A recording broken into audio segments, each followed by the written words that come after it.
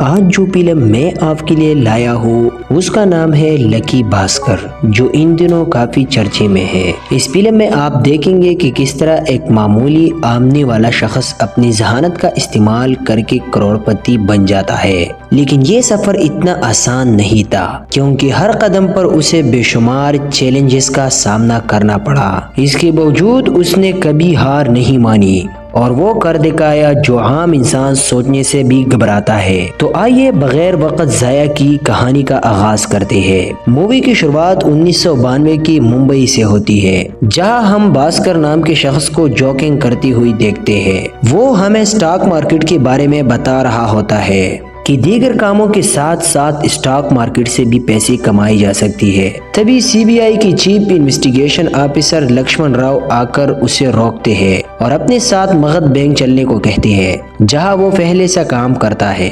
दरअसल भास्कर पर एक बहुत बड़ी फ्रॉड का इल्जाम लगाया गया है और इसी वजह से लक्ष्मण राव इसे कुछ पूछताछ के लिए बैंक लेकर जाता है। वहाँ भास्कर अपनी कहानी सुनाना शुरू करता है। कहानी की शुरुआत 1989 से होती है। ये उस वक्त की बात है जब भास्कर मगध बैंक में काम किया करता था। दरअसल भास्कर इस बैंक में कैशियर के तौर पर काम करता था और इसकी तनख्वाह तकरीबन 6000 रुपए थी। बैंक में इसका सबसे पहला काम नारायण सर के साथ मिलकर वॉलेट से पैसे निकालना होता था, क्योंकि भास्कर कैशियर होने की वजह से पैसों का लेन देन इसके हाथ में होता था। लेकिन बैंक में काम करने के अलावा भास्कर का एक और अहम काम भी था, और वो ये था कि जब बैंक की छुट्टी हो जाती तो वो बैंक के सामने मौजूद एक कैफे में जाता था।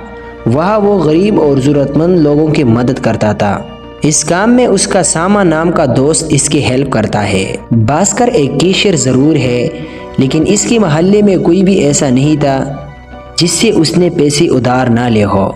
इसने सबसे ज्यादा पैसे उधार पटेल भाई से लिए थे, जो कि 12,000 रुपए थे। इसके बाद हम भास्कर के बाप को देखते हैं, जो कि अपने टाइम की एक बहुत ही बड़ी सीए थी। लेकिन एक बार उनके दोस्त ने उन्हें बिजनेस में धोखा दे दिया, जिसकी वजह से वो पैरालाइज हो गई और इन्होंने बोलना भी छोड़ दिया। तभी हम भास्कर की बीवी समति को देखते हैं, जिनका एक कार्तिक नाम का 6 साल का बेटा भी है। दरअसल भास्कर की बीवी अपना अचार का बिजनेस चलाना चाहती है ताकि वो भास्कर की हेल्प कर सके, लेकिन पैसे ना होने की वजह से वो बिजनेस शुरू ही नहीं कर पाती। तभी हम भास्कर की बहन और भाई को भी देखते हैं, और इनका खर्चा भी भास्कर उठा रहा था। यही वजह था कि भास्कर अपनी उधार नहीं चुका पा रहा। दूसरी तरफ सुमति का परिवार भास्कर को बिल्कुल भी पसंद नहीं करता है। सुमति की माँ तो चाहती है कि वो भास्कर को छोड़कर वापस घर आ जाए, लेकिन सुमति ऐसा करने से इनकार कर देते हैं, क्योंकि सुमति भास्कर के साथ बहुत खुश थे। अगले सीन में हम देखते हैं कि भास्कर कैफे में काम कर रहा था। तभी वहाँ बाहर एक अंतनी नाम का आदमी आता है। दरअसल अंतनी को 2 लाख रुपए का लोन चाहिए ताकि वो अपना सामान बोट से निकलवा सके। उसने अपने दोस्तों के साथ मिलकर बाहर से ये सामान मंगवाया था, लेकिन सामान आने के बाद उसके दोस्त पैसे देने से इनकार कर देते हैं, जिसके कारण उसका सारा इलेक्ट्रॉनिक्स का सामान शिप में ही अटक गया। पहले तो भास्कर मना कर देता है, लेकिन जब अंतनी ने उसे कहा कि मैं तुम्हें पूरी सामान का 20% दूंगा, तो भास्कर ये बात सुनकर सोच में पड़ गया और फिर उसने थोड़ा वक्त मांगा। फिर अगले दिन जब भास्कर बैंक में जाता है, तभी रास्ते में उसे पटेल भाई रोक लेते हैं। भास्कर के पास उसे देने के लिए पैसे नहीं थी, इसलिए पटेल भाई उसका स्कूटर छीन लेते हैं। फिर भास्कर दौड़कर ही बैंक पहुंचता है। फिर बैंक जाकर उसे पता चलता है कि जिस पोस्ट पर उसकी प्रमोशन होने वाली थी, वहां पर किसी और की ही प्रमोशन हो गई। ये देखने के बाद भास्कर अंदर से टूट जाता है, लेकिन फिर उसे पता चलता है कि एजीएम श्रीकांत ने प्रमोशन लिस्ट में भास्कर का नाम ही नहीं डाला और किसी और बंदे का प्रमोशन करवा दिया, क्योंकि वो भी उसकी तरह बंगाली था। ये जानने के बाद भास्कर सीधा एजीएम के पास जाकर उससे लड़ाई करने लगता है, लेकिन एजीएम बहाना बनाती हुई कहता है कि मैंने तुम्हें प्रमोशन इसलिए नहीं दिलवाया क्योंकि तुम बाहर उस कैफे में भी काम करती हो, जो कि इल्लीगल है। ये बात सुनकर भास्कर कुछ ही नहीं बोलता और वहां से चला जाता है। इस बात से भास्कर ही नहीं बल्कि बैंक के सभी लोग बहुत ही ज्यादा दुखी हो जाती है, क्योंकि जिसके लिए भास्कर 3 सालों से मेहनत कर रहा था, आज उसका फायदा कोई और ही उठा कर ले गया। फिर बैंक की छुट्टी होने के बाद भास्कर और सांबा दोनों बैठकर बात करते हैं। तभी वहां पर अंतनी भी आ जाता है। फिर भास्कर अपने बैग से पैसे निकालता है और अंतनी को दे देता है। दरअसल भास्कर ये पैसे बैंक से छुपा कर लाया था। अंतनी उन्हें बताता है कि वो दूसरी देश से टीवी की स्पेयर पार्ट्स मंगवाता है और यहाँ पर उन्हें महंगे भाव में बेचता है। फिर अंतनी उन्हें रात तक पैसे लौटा देने का वादा करता है, लेकिन सामा को इस पर यकीन नहीं था, इसलिए वो अंतनी के साथ जाने का फैसला करता है। फिर रात होने पर सांबा भास्कर के घर वापस आता है, लेकिन जैसे ही भास्कर ने अंतनी को देखा वो बहुत ही ज़्यादा खुश हो गया, क्योंकि अंतनी का काम हो चुका था और वो सांबा और भास्कर को इनके हिस्से के पैसे दे देता है। भास्कर भी उसी वक्त जाकर पटेल भाई को पैसे दे देता है और उसको पैसे देकर अपना स्कूटर वापस ले लेता है। इस दिन के बाद भास्कर अंतनी के साथ ही काम करने लग जाता है और काफ़ी अच्छी पैसे भी कमाने लगता है। ये देखकर सुमति भी काफ़ी हैरान थी कि आखिर भास्कर के पास इतने पैसे कहाँ से आ रही है। फिर एक दिन सुमति ने भास्कर से पूछ ही लिया कि आखिर तुम्हारे पास इतने पैसे कहाँ से आती है। फिर भास्कर उसे कहता है कि वो अंतनी के साथ इंपोर्ट और एक्सपोर्ट का काम करता है। भास्कर ने जब सुमति को बताया कि उसने सारी ही लोन के पैसे चुका दी है, तो ये सुनकर सुमति काफ़ी ज़्यादा खुश हो जाती है और वो भास्कर को गले लगा लेते हैं। फिर कुछ दिन बाद भास्कर के बेटे का जन्मदिन था। तभी वहाँ अंतनी आता है और भास्कर को एक बड़े डील के बारे में बताता है। वो बताता है कि इस हफ्ते को दुबई से 3 कारें आ रही है, जिनकी कीमत यहाँ पर बहुत ज़्यादा है और हमें इन्हें बेचने के बाद ज़्यादा मुनाफा भी होगा, लेकिन इसके लिए हमें 10 लाख रुपए चाहिए। दरअसल अंतनी ये बड़ी डील करने के बाद अपने बेटे के पास अमेरिका चली जाएंगी, लेकिन भास्कर के लिए 10 लाख रुपए निकालना एक बड़े मुश्किल काम था, क्योंकि आज से पहले उसने इतने सारे पैसे कभी भी नहीं निकाली थी। लेकिन जब अंतनी उसे बताता है कि यह हमारी आखिरी डील होगी, तो इस बात पर भास्कर मान जाता है। फिर हफ्ते के दिन भास्कर बैंक चला जाता है। उसका प्लान था कि जैसे ही नारायण रोज की तरह बैंक से बाहर जाएगा, ठीक उसी वक्त वो पैसे निकाल लेगा। लेकिन आज पूरा दिन नारायण भास्कर को पैसे निकालने का मौका ही नहीं देता। वो भास्कर के आसपास ही मंडराता रहता है। इसके बाद भास्कर सांबा को कहता है कि वो नारायण को फोन करके उसे उलझा कर रखे। सांबा भी ठीक वैसा ही करता है। उसने नारायण को फोन करके अपनी बातों में उलझा लिया और पीछे से भास्कर जल्दी से 10 लाख रुपए निकालकर अपनी सूटकेस में डाल लेता है। पैसे आने के बाद अंतनी ने तीनों कारों को खरीद लिया, लेकिन तभी उन्हें पता चलता है कि जिस कार डीलर को वो कार बेचने वाली थी, उस कार डीलर को पुलिस ने पकड़ लिया है। अब वो बहुत ही ज़्यादा परेशान हो जाती है, लेकिन उन्होंने हिम्मत नहीं छोड़ी। फिर अंतनी पूरी रात भर अलग अलग कार डीलर को अपने कारों के लिए फ़ोन करता है और फिर उसकी ये मेहनत रंग लाती है। अब गोवा का एक कार डीलर उनकी कार लेने के लिए राज़ी हो जाता है। फिर इन कारों को गोवा ले जाने के लिए अंतनी इनके सारे नंबर प्लेटें चेंज कर देता है और सरकारी नंबर प्लेट लगा देता है, ताकि उन्हें रास्ते में कोई पुलिस वाले ना रोके। लेकिन रास्ते में इन्हें पुलिस वाले रोक ही लेते हैं। लेकिन भास्कर भी कोई कच्चा खिलाड़ी नहीं था, उसके पास इसका भी बहुत बड़ा प्लान था। वो सड़क पर भीख मांग रही भिखारी को नकली बनाकर पुलिस वालों के सामने ले जाता है, लेकिन पुलिस वाले फिर भी उसके बात पर विश्वास नहीं करते। इतने में कार से एक बार डांसर निकलते हैं। फिर भास्कर पुलिस वाले को कहता है कि ये संजय दत्त की आने वाली नई मूवी की हीरोइन है, और ये बात सुनकर पुलिस वाले को यही लगता है कि यह सच में कोई बहुत बड़ा आदमी है, और फिर पुलिस वाले इन्हें जाने देते हैं। फिर वो सभी टाइम पर गोवा पहुंचकर अपने नए कार डीलर को कार बेच देते हैं और इसी तरह इनके आज की डील से काफी ज्यादा कमाई हो जाती है। फिर भास्कर इन सभी भिखारियों को और बार डांसर को 1-1 लाख रुपए गिफ्ट देता है, ताकि वो सब खुश हो जाए। अब क्योंकि वो एंथनी की लास्ट डील थी, इसलिए एंथनी अपनी बेटे के पास अमेरिका चला जाता है। लेकिन जाने से पहले वो भास्कर को कहता है कि अगर तुम्हें कभी भी किसी भी चीज़ की ज़रूरत हो तो मुझे फ़ोन ज़रूर करना। इसके बाद भास्कर जैसे ही बैंक पहुंचता है तो वो देखता है कि वहां पर पहले से ही पुलिस आई हुई थी। फिर भास्कर उन्हें देखकर डर जाता है। फिर जैसे ही वो अंदर जाकर देखता है कि एजीएम हिमांशु और सुधीर, जिनकी अभी अभी प्रमोशन हुई थी, वो दोनों रिश्वत लेने के क्राइम में पकड़ी गई है। ये देखकर भास्कर को थोड़ी रिलीफ मिलती है, लेकिन अभी भी उसने वो 10 लाख रुपए वापस नहीं डाली थी। फिर वो नारायण सर के साथ अंदर से पैसे लेने चला जाता है। अब भास्कर को बोला गया था कि वो अंदर से 50 लाख रुपए लेकर आए, लेकिन वो अंदर से 40 लाख रुपए ही टोकरी में डाल देता है, ताकि जब भी वो अपने पास रखी हुई 10 लाख रुपए उसमें डाले तो किसी को भी पता ना चले। फिर पैसे लाने के बाद वो जैसे ही बैठता है, उसके पास जय विनोद आ जाता है, जो भास्कर को इसके पास रखी हुई सूटकेस के बारे में पूछते हैं। भास्कर कहता है कि मैं अभी अभी मेरे गांव से वापस लौटा हूँ और घर जाने के बजाय मैं सीधा यहीं पर आ गया। फिर विनोद उस बैग के लिए खोलने को कहता है, और जैसे ही भास्कर वो बैग खोलता है, उसके अंदर कपड़ों के अलावा कुछ भी नहीं था। दरअसल भास्कर उन पैसों को पहले से दूसरी टुकड़ी में डाल चुका था, और जब नारायण सर ने उस पैसों को गिन ली तो वो पूरी 50 लाख रुपए ही थी। अब कुछ दिनों बाद भास्कर की बाइक की एडमिशन लंदन की एक बहुत ही बड़ी कॉलेज में हो जाती है, और भास्कर ने जितनी भी रुपये इंपोर्ट एक्सपोर्ट के बिजनेस में कमाई थी, वो सभी रुपये उसने अपनी बाइक को बाहर भेजने में लगा दी। फिर अगले दिन भास्कर जब बैंक में अपना काम कर रहा था, तभी उसे चेयरमैन अपने ऑफिस में बुलाता है।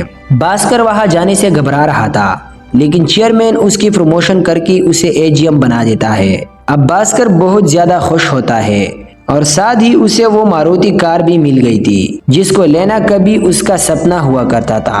फिर भास्कर बैंक से सीधा अपने घर जाकर अपनी वाइफ को अपनी प्रमोशन के बारे में बताता है। ये बात जानकर उसकी वाइफ बहुत ही ज्यादा खुश हो जाती है, क्योंकि अब भास्कर की सैलरी 6000 से सीधा 19,500 रुपए हो जाएंगी। अब कहानी प्रेजेंट में आती है, जहां पर लक्ष्मण राव भास्कर के बैंक अकाउंट में आई हुई 100 करोड़ रुपए के बारे में पूछता है, क्योंकि बैंक के एक आम एम्प्लॉय के साथ इतने सारे पैसे नहीं हो सकती। फिर भास्कर उन्हें आगे कहानी सुनाता है, क्योंकि अब वो एजीएम बन चुका था, इसलिए उसका काम हर्षद मेहता के अकाउंट को संभालना था। इसी के साथ हमें ये भी पता चलता है कि बैंक की कंपनी को लोन देने के अलावा किसी दूसरी बैंक को भी लोन दे सकता है, लेकिन इसके लिए उन्हें एक ब्रोकर की जरूरत पड़ती है, और वो ब्रोकर था हर्षद मेहता।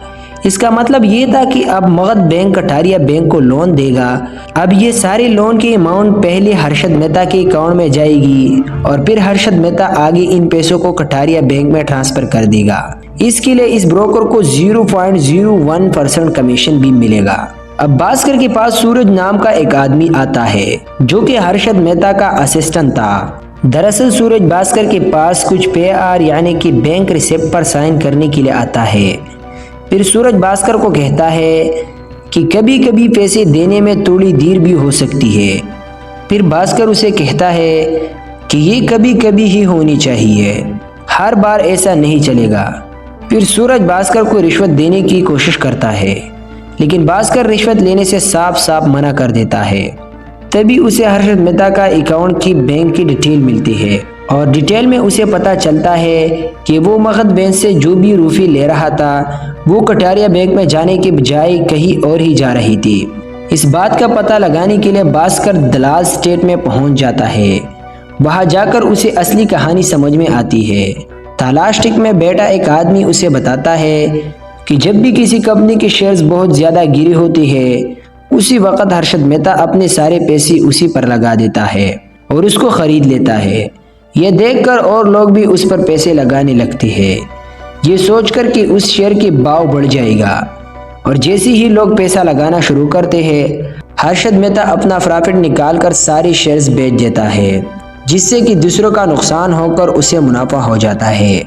और अपना प्रॉफिट कमाकर हर्षद मेहता कटारिया बैंक के लोन का पैसा उसे लौटा देता है। हर्षद की ये गेम देखकर भास्कर को अब सारी कहानी समझ में आ जाती है, इसलिए वो भी इस धंधे में अपने हाथ को आजमाने के बारे में सोचता है।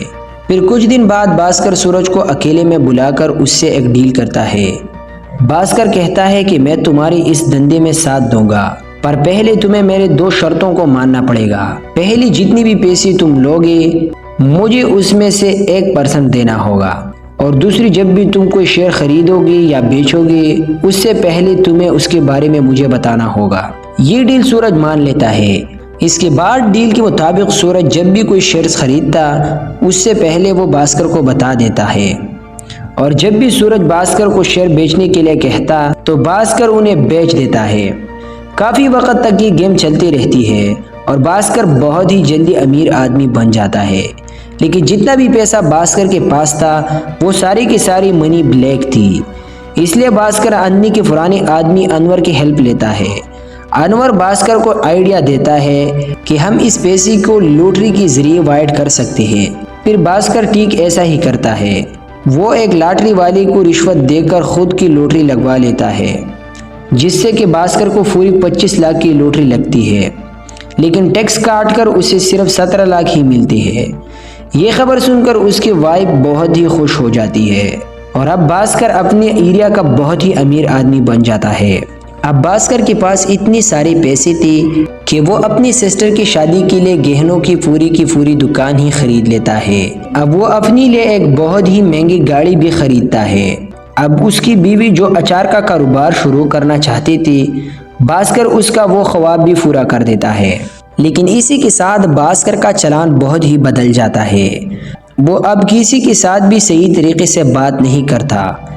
फिर एक दिन भास्कर को जब पटेल भाई मिलते हैं तो भास्कर गुस्से में आकर उसकी स्कूटर तोड़ देता है। ये बात जब उसकी बीवी को पता चलती है तो उसे बिल्कुल भी अच्छा नहीं लगता। इसलिए उसके और भास्कर के दरमियान बहस हो जाती है। भास्कर ने पैसे तो कमा ली थी, लेकिन पैसों के साथ साथ उसमें एटीट्यूड भी आ गया था। अब उसकी बीवी ने अपनी पुराने वाले भास्कर को खो दिया था। इस नई भास्कर को बहुत समझाते हैं, लेकिन फिर भी भास्कर समझता ही नहीं। फिर एक दिन भास्कर के पास कटारिया बैंक का मैनेजर अपनी बीवी के लिए लॉकर खुलवाने के लिए आता है। तभी कटारिया बैंक का मैनेजर कहता है कि इसकी बैंक ने कभी 2 करोड़ से ज़्यादा लोन लिया ही नहीं, लेकिन मगध बैंक में हमारे बैंक के नाम पर 20 करोड़ रुपए तक की बैंक रिसिप्ट पास हो रखी है। फिर जैसे ही कटारिया बैंक के मैनेजर ने वो बैंक रिसिप्ट देखी तो वो गौर करता है कि इन रिसिप्ट पर जो साइन है वो भी इसकी नहीं है। ये देखकर भास्कर और कटारिया बैंक का मैनेजर दोनों ही बहुत ज़्यादा घबरा जाती है, क्योंकि इन्हें डर है कि अगर ये बात सबके सामने आई तो वो भी फ्रॉड के केस के चक्कर में फंस जाएगी। अब इस बात का पता लगने के बाद कटारिया बैंक के मैनेजर को हार्ट अटैक आता है और उनकी वहीं पर मौत हो जाती है। इसके बाद भास्कर सूरज से बात करता है। वो सूरज पर इल्ज़ाम लगाती हुई कहता है कि तुमने हमें धोखा दिया है और तुम्हें अगली BR से पहले सारे पैसे चुकाने होगी। लेकिन सूरज कहता है कि अगर हम पैसे नहीं चुका पाए तो तुम क्या कर लोगे, क्योंकि अगर ये बात बाहर आई तो मेरे साथ तुम भी फंसोगे और तुम्हें भी जेल की चुक्की फैसनी पड़ेगी। ये बात सुनकर भास्कर काफ़ी ज़्यादा परेशान हो जाता है। फिर रात को भास्कर के पास पुलिस स्टेशन से फ़ोन आता है। उसे पता चलता है कि सांबा गैर कानूनी काम करते हुए पकड़ा गया है। भास्कर जल्दी से पुलिस स्टेशन जाकर उसकी हेल्प करता है। थाने के बाहर आकर सांबा भास्कर को बताता है कि किसी इलीगल काम करने के चक्कर में उसके सारे पैसे डूब गए, लेकिन फिर भी भास्कर उसकी हेल्प करता है। दूसरी तरफ उसकी बीवी के मई के वालों के बिजनेस में काफी घाटा पड़ जाता है, लेकिन उसकी बीवी उनकी भी कोई हेल्प नहीं करती, क्योंकि जब उन्हें हेल्प की जरूरत थी तो उसके परिवार ने भी इनकी हेल्प नहीं की थी। ये बात सुनकर सुमति का माँ गुस्सा में आकर कहती है कि अचार की बिजनेस का आइडिया मैंने ही तुम्हें दिया था और आज जब तुम्हारे पास पैसे हो गए हैं तो तुम हमें ही पैसे देने से इनकार कर रहे हो। ये बात सुनकर सुमति को गुस्सा आ जाता है और वो भास्कर को लेकर वहाँ से चली जाती है। फिर वो सीधा अपनी अचार की दुकान पर आ जाती है और वहाँ जाकर अपने सामान को इधर उधर फेंकने लगती है। उस वक़्त सुमति भास्कर को कहती है कि मुझे सिर्फ मेरा पुराना वाला भास्कर चाहिए, इसके अलावा मुझे और कुछ नहीं चाहिए। फिर दोनों आपस में बहस करने लगते हैं। तभी काफ़ी वक्त बाद भास्कर की बाप पहले बार बोलते हैं और कहते हैं कि मुझे बेवकूफ़ मत बनाओ, मैं अपनी ज़माने का एक बहुत ही बड़ा सीए रह चुका हूँ और तुम मुझे बेवकूफ़ बना रहे हो। मुझे पता है कि तुमने ये सारे के सारे पैसे जुए से कमाई है, लेकिन मैं ये कभी भी नहीं कहता हूँ कि जुआ खेलना बुरी बात है, पर तुम्हें ये ज़रूर पता होना चाहिए कि जुआ खेलना बंद कब करना है। ये बात सुनकर भास्कर को समझ में आ जाता है कि उसके पिता उसे क्या समझाना चाहती है। अब वो डिसाइड कर लेता है कि वो आज के बाद दोबारा कभी भी ऐसा काम नहीं करेगा। इसलिए अगले ही दिन सूरज जब उसके पास फिर से आता है तो भास्कर BR पर साइन करने के लिए मना कर देता है। हालांकि चेयरमैन भी उसे कॉल करके साइन करने के लिए कह देता है और भास्कर भी उसी वक्त साइन करने के लिए हाँ कह देता है। लेकिन जब सूरज वहां पर जाता है तो देखता है कि भास्कर वहां पर है ही नहीं। दरअसल भास्कर सूरज को इग्नोर कर रहा था। अब भास्कर फिर से एक अच्छा आदमी बन गया था। उसने पटेल को भी एक नया स्कूटर ला कर दिया और साथ में अपनी बीवी के लिए माफ़ी भी मांगी। फिर भास्कर अपनी वाइफ को वादा करता है कि चाहे मेरे पास कितनी भी पैसे क्यों ना आ जाए, मैं हमेशा तुम्हारे लिए पुराने वाला भास्कर ही रहूँगा, ये मेरा तुमसे वादा है। इस बात से उसकी वाइफ बहुत ही खुश हो जाती है क्योंकि उसे अपने पुराने वाले भास्कर फिर से मिल गया था। तभी अगले दिन मैनेजर भास्कर को अपने ऑफिस में बुलाता है। वो भास्कर को कहता है कि आखिर तुमने उन BR पर साइन क्यों नहीं की। भास्कर कहता है कि वो साइन नहीं करेगा क्योंकि ये लोग पहले का सेटलमेंट नहीं कर रहे। फिर मैनेजर भास्कर को साइन करने के लिए मजबूर करता है, लेकिन भास्कर अपनी नौकरी से ही इस्तीफा दे देता है क्योंकि भास्कर अब बैंक के साथ गद्दारी नहीं कर सकता था। फिर भास्कर को अपनी नौकरी पर लात मार कर जाती हुई देखकर सभी बैंक के एम्प्लॉय बहुत ज़्यादा खुश हो जाती है। अब कहानी फिर से प्रेजेंट में आती है, जहां पर लक्ष्मण राव भास्कर से कहता है कि हम यहां पर सिर्फ तुम्हारे पैसों के लिए आए हैं। दरअसल वो भास्कर के स्टॉक मार्केट में कमाई हुई पैसे फिर से मगध बैंक में ट्रांसफर करने के लिए बोल रहे थे। तभी थोड़ी देर बाद लक्ष्मण राव उसे फिर से चेयरमैन के ऑफिस में ले जाता है। वहां जाकर भास्कर को पता चलता है कि चेयरमैन भी इन लोगों के साथ मिला हुआ है। फिर वो भी भास्कर को सारे पैसे फिर से बैंक में ट्रांसफर करने के लिए कहता है। भास्कर कुछ नहीं बोलता और चुपचाप चेक पर साइन करके वहां से चला जाता है। अब चेयरमैन भी बहुत ज्यादा खुश था क्योंकि उन्हें लग रहा था कि उन्होंने भास्कर के सारे पैसे निकलवा ली, लेकिन ऐसा बिल्कुल भी नहीं था। जब चेक जमा करने की बारी आई तो उन्हें पता चलता है कि भास्कर का अकाउंट तो पिछले 10 दिनों से डीएक्टिवेट हो चुका है और भास्कर के अकाउंट में एक भी पूटी कूड़ी नहीं है। लेकिन जब GM उसकी बैंक की डिटेल देखता है तो देखता है कि वहां पर पैसे शो हो रहे हैं। ऐसा इसलिए था क्योंकि भास्कर ने अभी 10 दिन पहले ही पैसे निकलवा ली है और उनका सिस्टम महीने के आखिर में अपडेट होगा। अब भास्कर अपनी फैमिली के साथ अपनी पूरी पैसे लेकर अमेरिका चला जाता है। दरअसल भास्कर ने यह सब कुछ पहले से ही प्लान कर दिया था और जाने से पहले उन्होंने RBI में मगध बैंक के खिलाफ रिपोर्ट भी दर्ज कर दी थी, जिसके कारण मगध बैंक में RBI की टीम पहुंच जाती है। लेकिन भास्कर के सारा खाता साफ था। अब वो चेयरमैन और मैनेजर को कसूरवार पाते हैं, इसलिए उनको गिरफ्तार कर लिया जाता है और लक्ष्मण राव को भी जेल में जाना पड़ता है। अगली सीन में हम देखते हैं कि अमेरिका में जाकर भास्कर खुद के लिए एक रेस्टोरेंट खोल लेता है और उसका पूरा खानदान वहां पर बहुत खुश था। जाती जाती भास्कर हमें ये कहता है कि जुआ खेलना बुरा काम नहीं है, बस आपको ये पता होना चाहिए कि उसे बंद कब करना है। और इसी के साथ मूवी का इख्तिताम यहाँ पर हो जाती है।